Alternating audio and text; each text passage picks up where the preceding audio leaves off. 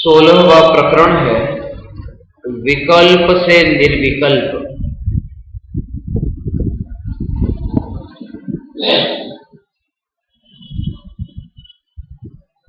इस प्रकरण में बार बार यह कहा गया है कि विकल्प मेरा स्वरूप नहीं है।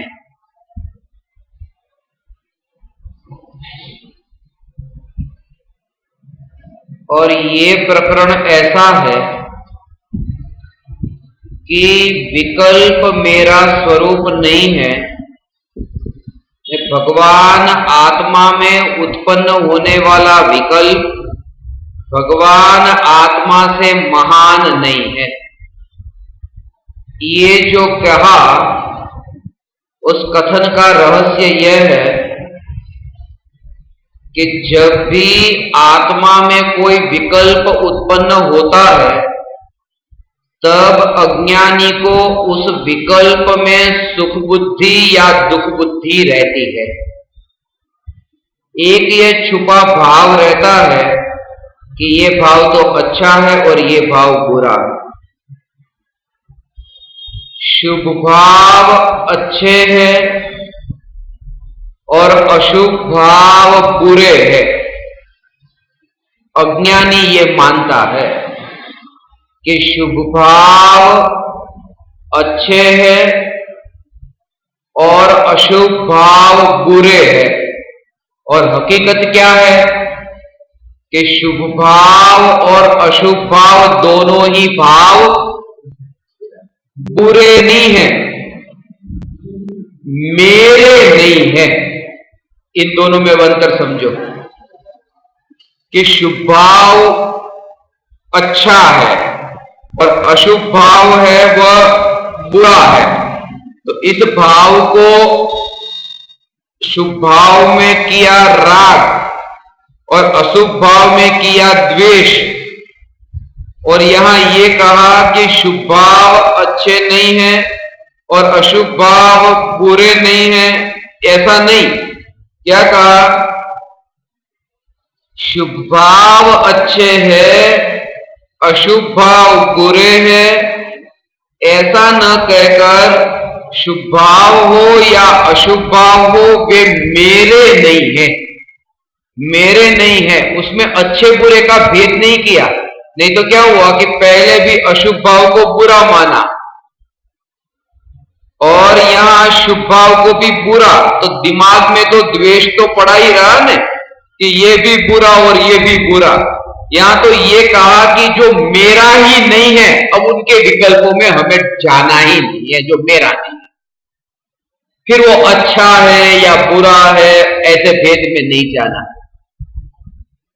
वो मेरा स्वरूप नहीं है। कहां समय ही कहां है कि उस भेद में जाए कि ये अच्छा या ये बुरा या अच्छा या बुरा। सीधा सा ही कह दिया कि ये मेरा नहीं।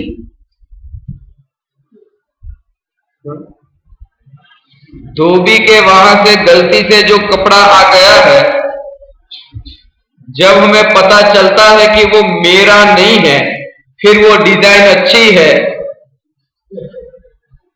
या कपड़ा अच्छा है, तो क्या लेना देना जब मेरा ही नहीं है। तो वो रागादि विकल्प जो है, वो विकल्प जब मेरा स्वरूप ही नहीं है तो अच्छा या बुरा क्या। तो जब आत्मा में यह भाव आता है, कौन सा भाव?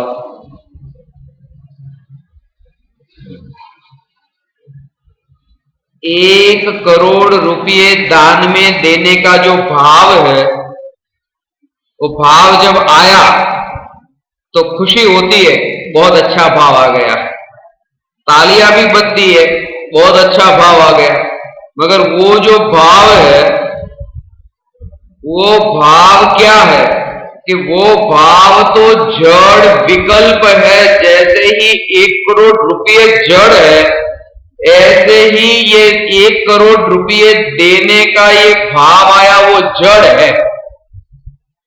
और उस भाव का जन्म है, उस भाव का मरण है और उस भाव का करने वाला मैं नहीं हूं। बोले मैं नहीं हूं तो मुझे तो भाव आया, कैसे मैं नहीं हूं? इसलिए मैं नहीं हूं क्योंकि रोज रोज ये भाव नहीं आते हैं 1 करोड़ रुपए देने के। तो आ गया और फिर गया, रोज रोज का आता है। यदि उस भाव का करने वाला मैं होता तो आज और लाओ भाव, आज और ये भाव लाओ, नहीं आता है। और वो भाव उस समय आता है, उसके बाद नहीं आता। कभी कभी आपने क्या बोलिया बोलते हैं ना, 50 लाख, कोई बोलता 55 लाख, 1 करोड़, 2 करोड़, और 2 करोड़ वो बोल गया, और भाव आ गया उस समय। पर घर जाने के बाद में हिसाब लगाया तो पता चला कि 2 करोड़ तो होते नहीं है, अब क्या करें? तो उस समय भाव तो आ गया था, तो वो भाव नहीं आ रहा, वो क्या है कि वो उस समय का उदय था और ये इस समय का उदय है। तो सीधी सी बात है कि भगवान आत्मा के कारण वो भाव आता, तो भगवान आत्मा तो अभी भी है ना घर में आने के बाद, वो भाव कहां चला गया? सीधी सी बात है कि वो भाव का करने वाला भगवान आत्मा नहीं था, वो कोई उदय था जो आया और आकर चला गया, और भाव भी आया और आकर चला गया। ऐसा है।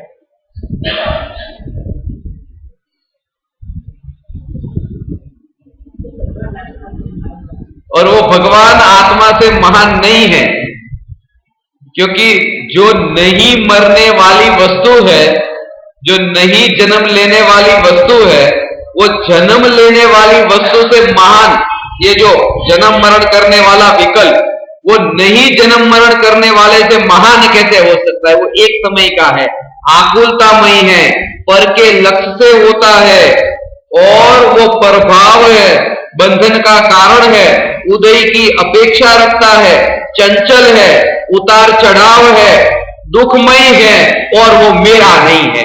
इतना तो कहा, इसलिए वो राग का भाव त्रिकाली भगवान आत्मा से महान नहीं है। और क्या कहा? ये जो रहस्य,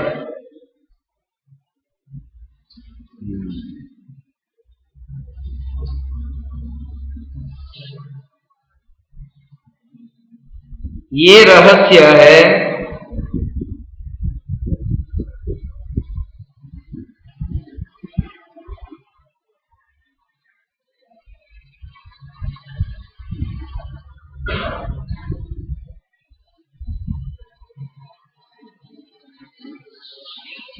जब ये कहा जाए तब उसका भाव क्या समझना। जब हम यहां बैठे हैं तब वहां जाने का विकल्प आता है, और जब हम वहां जाते हैं तब यहां आने का विकल्प आता है। मुंबई में थे तब उमराला में आने का विकल्प आता था, और उमराला आने के बाद उमराला आने का विकल्प नहीं आता, अब मुंबई जाने का विकल्प आता है। तो और भगवान आत्मा इस विकल्प का करने वाला नहीं है। उसका मतलब यह है कि ये जो तीनों काल में टिककर रहने वाला जो ध्रुव चैतन्य मात्र, ऐसा जो चैतन्य तत्व है, जिस चैतन्य तत्व में कुछ नया हुआ नहीं, हो सकता नहीं, ऐसा जो टिककर रहने वाला, ऐसा जो चैतन्य तत्व है, उस चैतन्य तत्व के समीप जाकर जिसने देखा, समीप जाकर देखा अर्थात आत्मा की पर्याय, आत्मा की पर्याय में उस चैतन्य तत्व का जानने का कार्य हुआ, और जब ज्ञान की पर्याय ने उस चैतन्य तत्व को जाना, अपरिणामी ध्रुव चैतन्य से लथपथ, चैतन्य से परिपूर्ण, चैतन्य प्रदेशों से वो घनपिंड ऐसा तत्व जाना, तब वह अनुभव में आया कि ये जो तरंग वाले रागादि भाव उत्पन्न होते हैं, वो तरंग का करने वाला कोई ऐसा ही हो जो तरंग वाला हो। समझने जैसी बात है।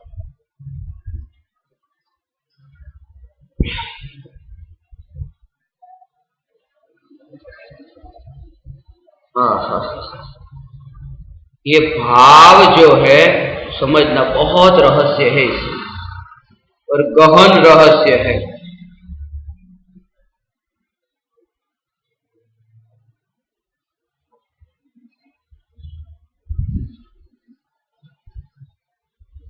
इसका भाव क्या है कि रागादि विकल्प जो उत्पन्न होते हैं, एक रागादि विकल्प और त्रिकाली ध्रुव भगवान आत्मा, तो रागादि विकल्प अस्थिर है कि स्थिर है? अस्थिर है। तरंग रूप है कि स्थिर टिककर रहने वाला है? तरंग रूप है। गतिशील है, निरंतर गति करते हैं, आया और गया, आया और गया।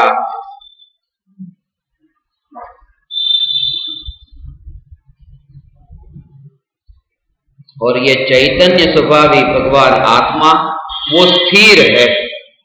तो ये स्थिर है, अब ये समझने जैसा है, वो ये रहस्य जो है ना वो समझने जैसा है।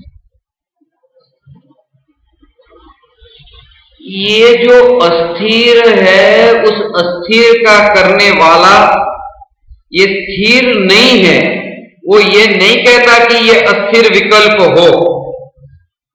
समुद्र की तरंग जो है वो तरंग अस्थिर है। लहर जो आती है समुद्र में वो अस्थिर है।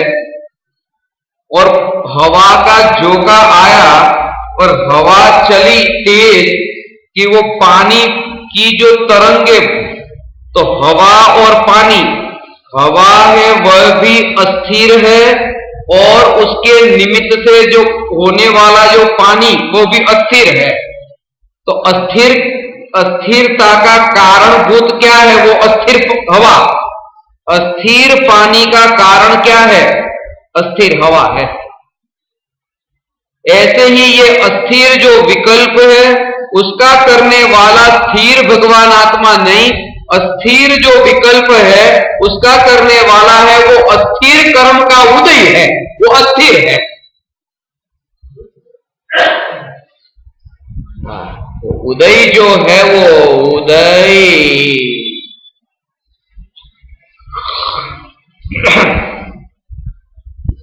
उदय है, वो उदय प्रति समय ऐसा है कि प्रति समय उदय अस्थिर है।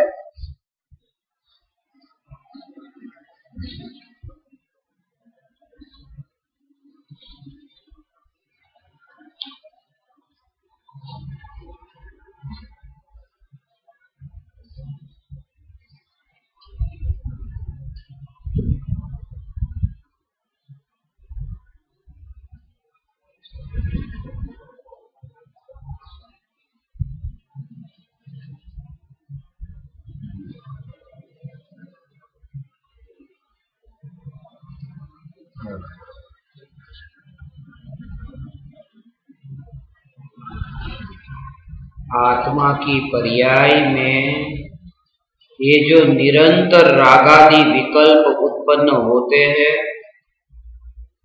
त्रिकाली ध्रुव में भगवान आत्मा उन विकल्पों का करने वाला नहीं है। वो भगवान आत्मा में उन विकल्पों का करने वाला नहीं हूं, क्योंकि निर्विकल्प अनुभूति जब पर्याय में प्रकट होती है, पर्याय में निर्विकल्प अनुभूति होती है, यह है विकल्प की पर्याय और यह है निर्विकल्प पर्याय, और यह है त्रिकाली ध्रुव भगवान आत्मा। तो विकल्प जो होते हैं वो भगवान आत्मा के कारण होते हैं, ये बात सही कि नहीं? तो निर्विकल्प अनुभूति होती है वो भगवान आत्मा के कारण होती है, वो भी उतना ही सही नहीं है। इसलिए नहीं है क्योंकि जब 4 बजे निर्विकल्प अनुभूति हुई तो ये जो भगवान आत्मा, ये इसके कारण यदि ये 4 बजे पर्याय में अनुभूति प्रकट हुई तो ये भगवान आत्मा तो अनादि से था, अनादि से क्यों नहीं हुई थी?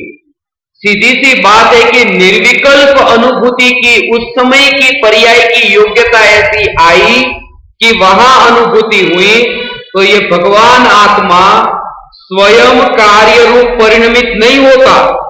ये भगवान आत्मा स्वयं निर्विकल्प अनुभूति जो हुई, ये भगवान आत्मा निर्विकल्प अनुभूति रूप परिणमित नहीं हो जाता, परंतु निर्विकल्प अनुभूति जब पर्याय में हुई उसका वह कारण भी नहीं बनता। वो तो ऐसा निराला अकारण कार्य स्वभावी भगवान आत्मा है, वह मैं हूं, इतना अलग निराला। जब निर्विकल्प की पर्याय का कर्ता वो त्रिकाली ध्रुव नहीं कहा तो विकार की विकल्प की पर्याय का करने वाला यह भगवान आत्मा कैसे बनेगा? वो अत्यंत दूर गया ये जड़ विकल्प। तो बहुत सरस भगवान, बहुत सरस।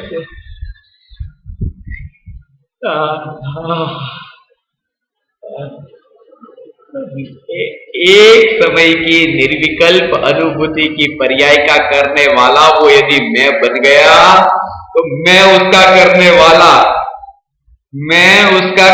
वाला हुआ, जन्म देने वाला हुआ।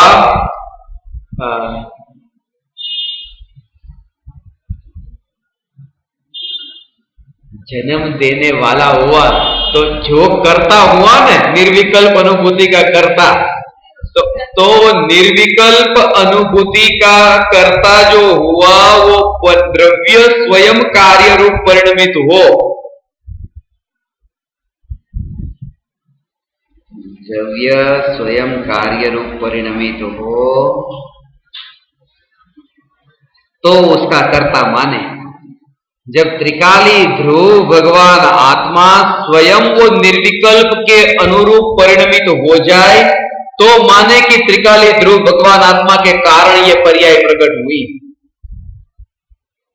इसलिए ज्ञानियों के ज्ञान में निर्विकल्प अनुभूति की पर्याय वो जानने में ज्ञान का विषय तो बनती है, अपनापन इसलिए नहीं होता क्योंकि उसमें मेरा कुछ है ही नहीं।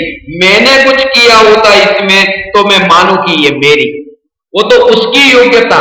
जब पर्याय में जब अनुभव हुआ तब इतना भेद वहां बना रहता है, दृष्टि का जोर यहां पर रहता है।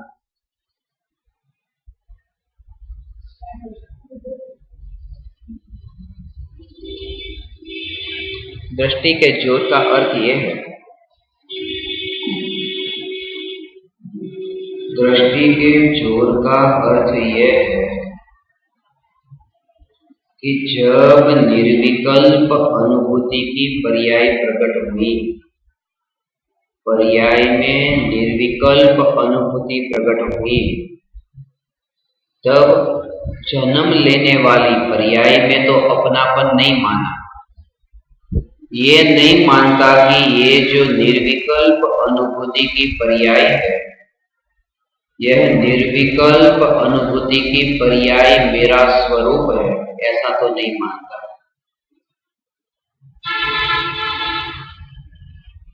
इसका कारण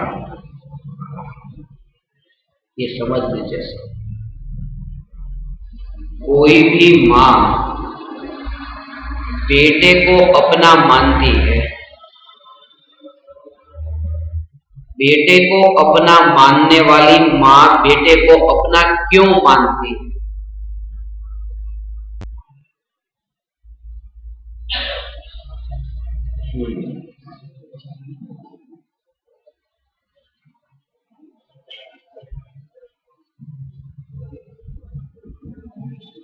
इसलिए बेटे को अपना मानती है कि मैंने इसे जन्म दिया है।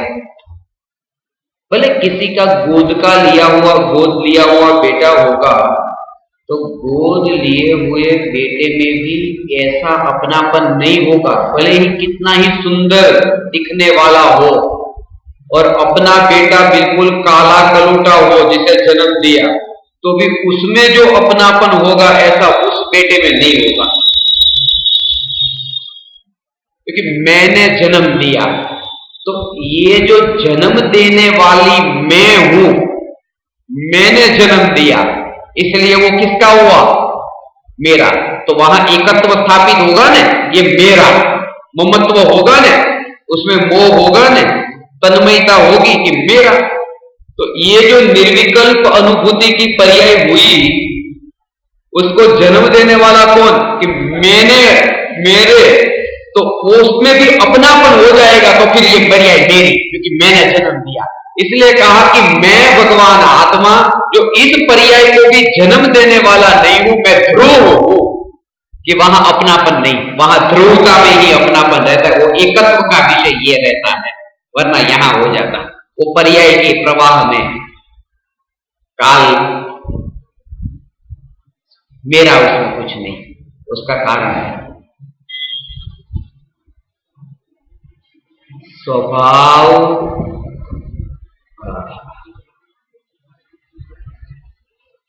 ज्ञान है और आत्मा है। आत्मा और ज्ञान, आत्मा में ज्ञान है, आत्मा में ज्ञान है, एक पहली बात,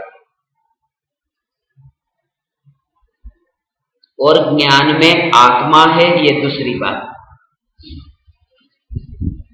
ज्ञानी के आत्मा में ज्ञान है, ये पहली बात, और ज्ञान में आत्मा है, ये दूसरी बात। आत्मा में ज्ञान है, यह आत्मा का स्वभाव है, और ज्ञान में आत्मा है, यह आत्मा का पुरुषार्थ है। ये 5 समवाय में है ना, स्वभाव और पुरुषार्थ, ये पहले 2 समवाय हो गए। 5 समवाय में स्वभाव, पुरुषार्थ, निमित्त, कालब्धि और ये होनहार, भवितव्यता कहो, होनहार कहो, नियति कहो, एक ही बात।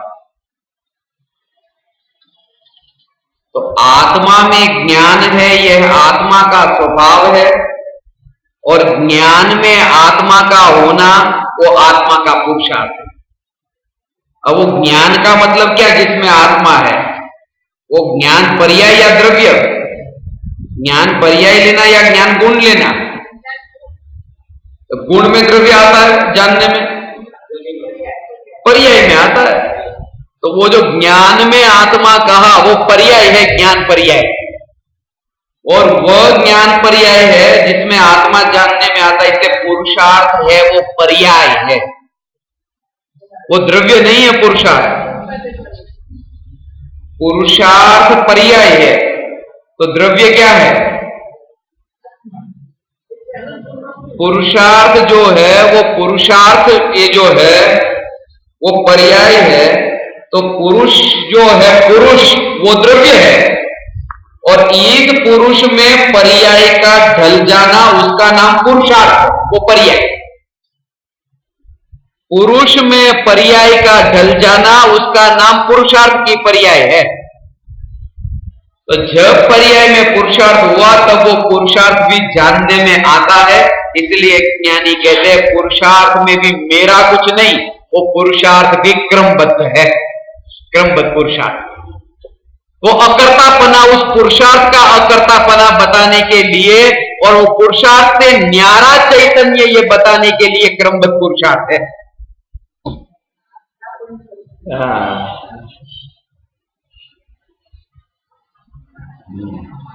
पुरुषार्थ जो है, पुरुषार्थ की पर्याय में भी अपनापन स्थापित न हो, और जैसे जगत का परिणमन अपने अपने क्रम नियमित क्रमबद्ध योग्यता अनुसार सहज होता है, ऐसे ही पुरुषार्थ की पर्याय भी सहज क्रमबद्ध क्रम नियमित होती है।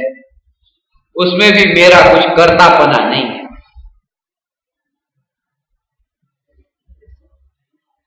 और वो बताने के लिए कि पुरुष है, वो पुरुष अनादि अनंत है, और पुरुषार्थ की पर्याय 4 बजे प्रकट हुई।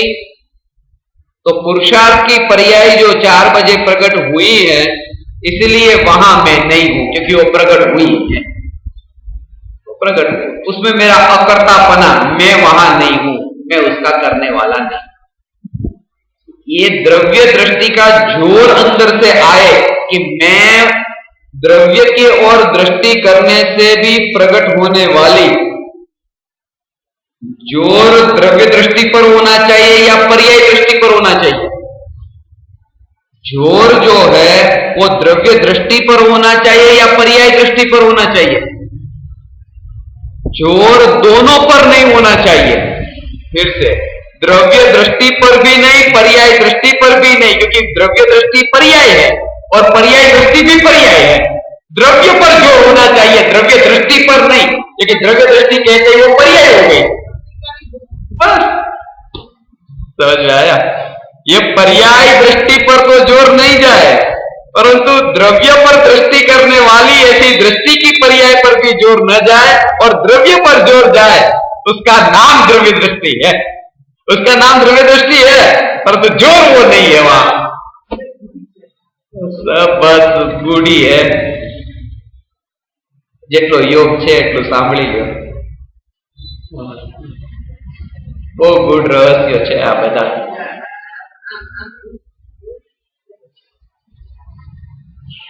ऐसा स्वरूप है।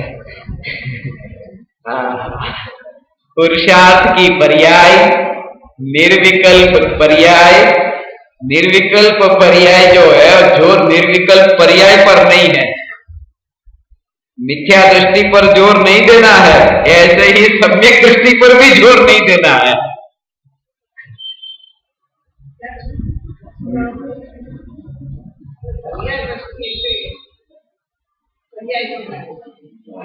हाँ, पर्याय पर जोर आया इसके लिए, ऐसा स्वरूप है।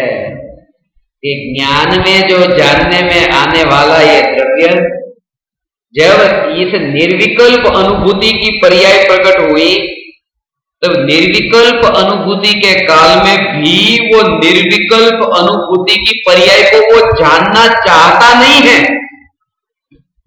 जानना चाहता नहीं अर्थात वहां पर्याय का जोर वो पर्याय पर नहीं है, वो पर्याय जानने में आ गई है।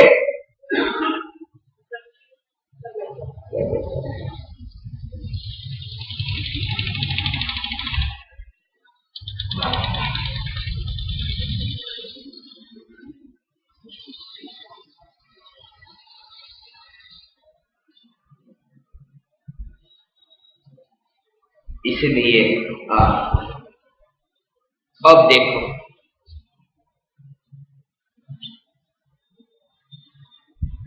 राग और द्वेष के भाव ये विकल्प के होते थे, तब कोई निंदा करता था, कोई व्यक्ति निंदा करता था। अब कोई निंदा करनी है तो करे, वो भाव मेरा स्वरूप नहीं है। मगर यहां जो वितराग भाव प्रकट हुआ है, उसे कोई नमस्कार करे, उस वितराग भाव को नमस्कार करे, तब क्या करना? भले वो राग द्वेष तो मेरा स्वरूप नहीं है, मगर कोई इस वितराग भाव को नमस्कार करे तो क्या करना? कि वहां दृष्टि का जो रिकना कि राग द्वेष पर जो निंदा होती थी वो मेरी नहीं, ऐसे वितरागता का नमस्कार जो सामने वाला करता है वो भी मेजे नहीं, क्योंकि त्रिकाली को नमस्कार वो नहीं कर रहा, वितरागता की पर्याय को कर रहा है। इसलिए ज्ञानी उस नमस्कार से अलिप्त रहते, वो मुझे नमस्कार करता ही नहीं है, वो मुझे नहीं करता। वो जन्म लेने वाले किसी को नमस्कार करता है, वो मरने वाले किसी को नमस्कार करता है, हाँ, वो मुझे नहीं करता। वो ध्रुव तत्व वो मैं हूं। तो फिर आशीर्वाद देंगे कि नहीं?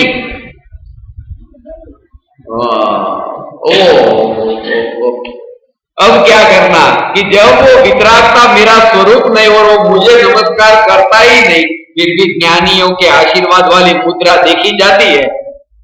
कहने का भाव यह है कि ये वितराग भाव जिन्हें नमस्कार हुआ वो मेरा स्वरूप नहीं, ऐसे ज्ञानी वो आशीर्वाद के भाव को अपना कैसे मान के आशीर्वाद देंगे?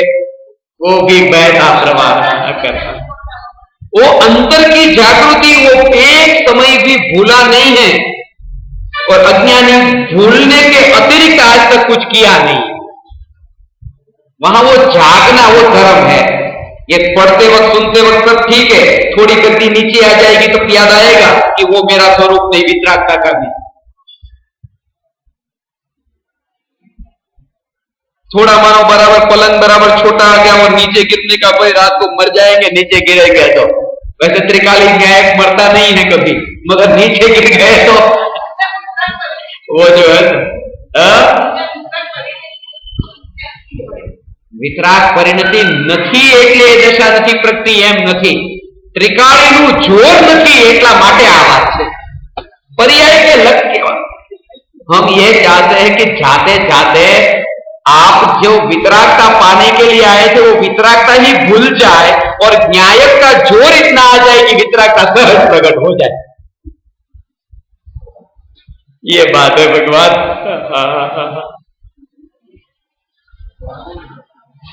ऐसा त्रिकाल, जो त्रिकाल ऐसा विराट अस्तित्व छोड़ करके तो एक समय की पर्याय में वो सिंधु को छोड़ करके बिंदु में अपनापन स्थापित करना कौन चाहेगा? सागर को छोड़कर गागर में अपनापन स्थापित करना कौन चाहेगा? सिंधु को छोड़कर के बिंदु में अपनापन स्थापित करना कौन चाहेगा?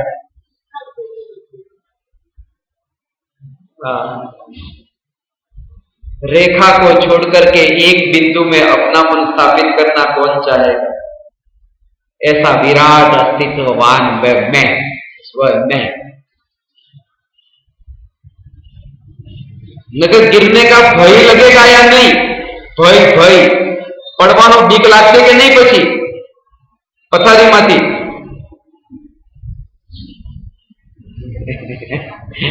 त्रिकाली का जोर इतना कोनी वो उसका नाम संसार है। मेरी नींद हराम हो गई, मेरी, वही तो संसार है, वही तो संसार है। मैं सो सकता हूं और नहीं सो सका, ये मान्यता ही तो मिथ्यात्व है। जो पूरे देहलक्षी जो विचारधारा जो अभी है उसका मूल कारण है कि पूरा जोर पर्याय पर है, द्रव्य पर नहीं।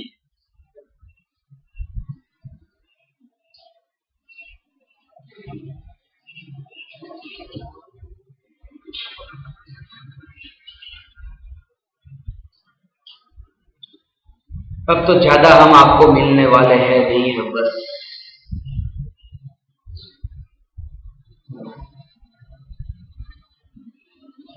इस भाव में तो नहीं, अगले भाव में कभी मिलेंगे तो ऋणानुबंध होगा तो अगले भाव में कभी मिलना हो जाएगा। उस समय ज्ञानी को जागृति है कि अनादि अनंत जो किसी भाव में किसी को मिला नहीं, जिसका भाव नहीं, ऐसा जो चैतन्य वो अगला भाव वो बात ही झूठी है, वो बात ही झूठी है। वो ध्रुव चैतन्य तत्व किसी भाव में होता ही नहीं है। वो इस भाव और उस भाव की बात आई कहा, वो चैतन्य के बाहर कहीं भाव में गया नहीं। जो इस भाव में नहीं गया वो अगले भाव में कहा जाएगा? वहां भाव ही नहीं है, जहां मिलना ही नहीं है, जहां इस बार का मिलना भी मिलना नहीं, वो अगली बार मिलने की बात कहां आती? हाँ,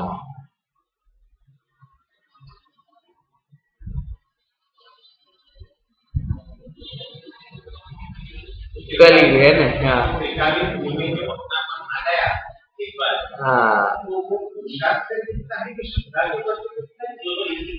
वो श्रद्धा का नाम ही तो पुरुषार्थ है।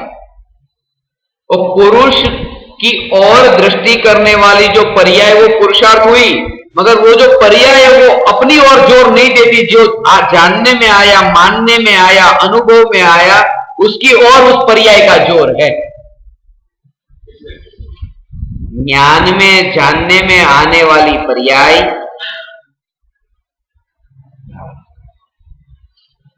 पर्याय का जोर पर्याय पर नहीं है। वो जो पुरुषार्थ की पर्याय जो कही,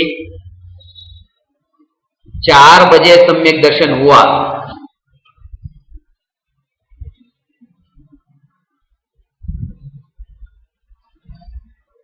तो 4 बजे आत्मा के सम्यक दर्शन की पर्याय, सम्यक ज्ञान की पर्याय, सम्यक चारित्र की पर्याय, ऐसा ये प्रकट हुई।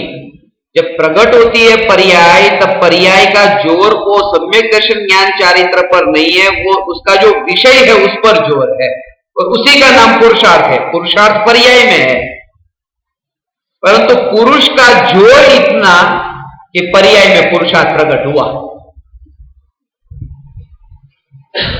पुरुष का जोर इतना कि पुरुषार्थ की पर्याय सहज रूप से प्रकट हुई है। उसका जोर इतना, सिर्फ इतना ही कि पर्याय में जो कुछ भी होता है, पर्याय में जो परिणमन होता है, अशुद्धता से शुद्धारोप, शुद्धता से पूर्ण शुद्धारोप, सिर्फ वो ज्ञान का विषय बनती है, दृष्टि का नहीं बनती। इसलिए वो पुरुष का जोर, जोर का मतलब कि दृष्टि का ही विषय जो बने, और दृष्टि का ही विषय बने, दृष्टि का विषय न्यायक ही बने, और ज्ञान का विषय जो है पर्याय, पर्याय को दृष्टि का विषय न बने और द्रव्य ही दृष्टि का विषय बने, उसका नाम है द्रव्य का जोर। वो जोर का मतलब दृष्टि का विषय क्या बनता है। तो फिर सम्यक दर्शन प्रकट करने की इम्पोर्टेंस नहीं रही। दृष्टि का जोर बनाने के लिए मैं भगवान आत्मा हूँ, इतना जोर रहना चाहिए। इतने तक आप पहुंच गए, बस वहां आगे पीछे कहीं और, तभी तो समझने जैसी बात है। अब देखो क्या होता है कि सम्यक दर्शन 4 बजे की पर्याय में प्रकट हुआ। अब ये 4 बजे की पर्याय में प्रकट हुआ। अब 3 बजे की जो पर्याय है ना, वो मिथ्या दर्शन की पर्याय है, मिथ्यात्व की पर्याय है। पहले समय, अब समय के हिसाब से पहले समय की पर्याय मिथ्यात्व की, दूसरे समय की पर्याय मिथ्यात्व की, तीसरे समय की पर्याय मिथ्यात्व की, और चौथे समय की पर्याय सम्यक्त्व की। अब कैसे ये परिणमन हुआ?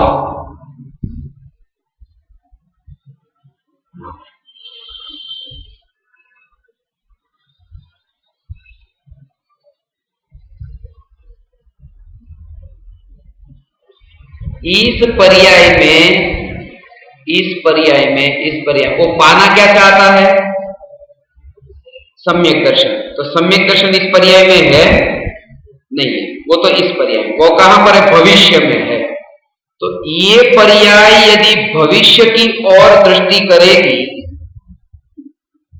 भविष्य के विकल्प में जाएगी, तो भविष्य के विकल्प में डूबने से ये सम्यक दर्शन थोड़ी प्रकट होता। ये इस पर्याय में सम्यक दर्शन का जोर रहता कि मुझे सम्यक दर्शन चाहिए, सम्यक दर्शन चाहिए, सम्यक दर्शन चाहिए, तो ये सम्यक दर्शन तो भविष्य के विकल्प में डूबने से थोड़ी होता। परंतु इस पर्याय तक सम्यक दर्शन प्रकट करने का विकल्प था, और इस पर्याय में सम्यक दर्शन प्रकट करने का विकल्प न रहा, और ये जाना कि त्रिकाल ध्रुव मैं हूं, तो वो पर्याय सम्यक दर्शन रूप परिणमित हो गई, मिथ्यात्व छूट गया।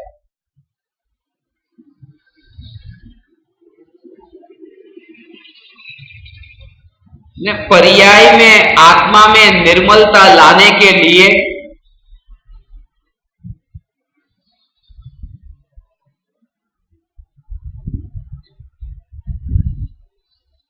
उस रूप में उसे घटित करना है। अंतर की परिणति, और अंतर में जो पर्याय का जोर कितना छूटा, पर्याय का जोर कितना छूटा। भगवान आत्मा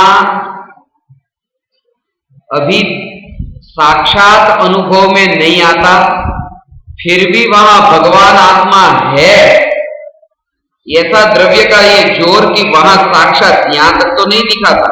अगर ये जो है वही मैं, ये ध्रुवता देखी पर्याय की, पर्याय में व्याप्त जानना जानना जानना जानना, ऐसी पर्याय में व्याप्त ऐसा जो ध्रुव चैतन्य पना, जो ऐसा जो द्रव्य, वो द्रव्य जब चौथे समय की पर्याय में जानने में आया और दृष्टि में आया, ये मानने में कि ये मैं, तब ये मैं ऐसा जो एकत्व करने वाले, उसका जोर यहां नहीं है, उसका जोर यहां है, और उसी का नाम सम्यक दर्शन। जो व्यक्ति मुख्यमंत्री पद पर आया उसने माना नहीं मैं मुख्यमंत्री, तो मैं मुख्यमंत्री में वो मुख्यमंत्री जो पद है उसमें उसका ऐसा अपनापन स्थापित हो गया कि बस अब मैं मुख्यमंत्री। वो मानता है स्वयं को मुख्यमंत्री। वो मुख्यमंत्री क्षणिक है और मुख्यमंत्री पद नित्य है। ऐसे ही द्रव्य नित्य है। इस पर्यायी ने ये माना कि मैं त्रिकाली ध्रुव, तो ये पर्याय निर्मल हुई। ये पर्याय त्रिकाली हो गई, ये पर्याय द्रव्यमय हो गई, ये पर्याय स्वयं शुद्ध हो गई जैसा शुद्ध द्रव्य था। क्योंकि मैं मुख्यमंत्री ऐसा मानने वाला व्यक्ति वो स्वयं को ही मान लिया मैं मुख्यमंत्री जो पद है। उसके अंदर जोर जो है, दृष्टि का जोर ऐसा है, ऐसा ही बस वो यहाँ है, ऐसा बोले अभी भी वो नहीं दिखाई देता ना, मगर अंदर में तो ये है। 22 वर्ष तक पवनंजय ने अंजना का मुंह नहीं देखा, 22 वर्ष तक। तो फिर भी उसके अंदर ये तो पक्का था कि नहीं अंजना जो मेरी पत्नी है मेरी है, देखा ही नहीं दिया था मुंह। तो 22 वर्ष तक मुंह नहीं देखा। और मां जो 9 महीने तक बेटे का मुंह नहीं देखती फिर भी मेरा बेटा है कि नहीं, आज 22 तारीख है और 9वां महीना है, तो 22 वर्ष तक जैसे पवनंजय ने अंजना का मुंह नहीं देखा फिर भी अंजना मेरी है, वो मेरी है। जैसे 9 महीने तक मां बेटे का मुंह न देखे फिर भी बेटा मेरा है, वो मेरा है, ऐसे ही पूर्णिमा के चांद जैसा परमात्मा अभी मुझे नहीं दिखा वो मेरा है, शुरुआत तो करो। सरल ही है साक्षात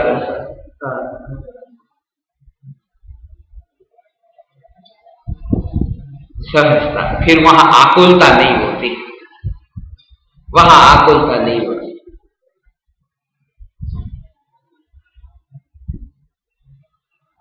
सहज सहज ज्ञान का विषय, ज्ञान का जो પડખા, જ્ઞાનનું પડખું એક ખુલી જાય એટલે ત્યાંથી તમારી એક ધારા ચાલુ થઈ જાય।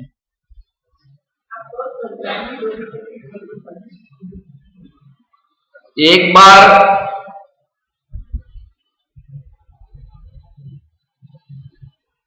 एक घंटे तक मम्मी का इंतजार करता रहा। एक जगह उनको बुलाया था और आई नहीं। 1 घंटे तक कितना गुस्सा आएगा धूप में, कब आएगी कब आएगी कब आएगी कब आएगी कब आएगी, गुस्सा आ गया। आई जैसे दूर से दिखाई दी तो गुस्से से लाल लाल तो हो ही गया था धूप में। कितना 1 घंटा इंतजार किया, 1 घंटा इंतजार किया,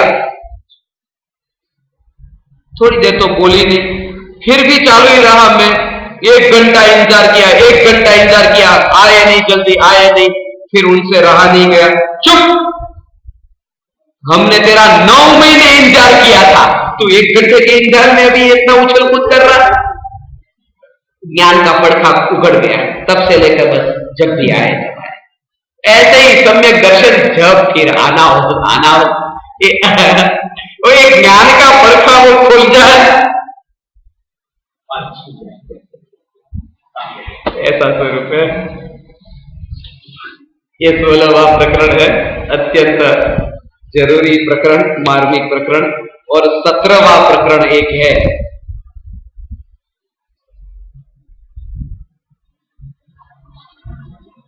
जिसमें 15 मिनट का प्रकरण है। यदि आपकी इच्छा हो, समय है कि तो ले लीजिए।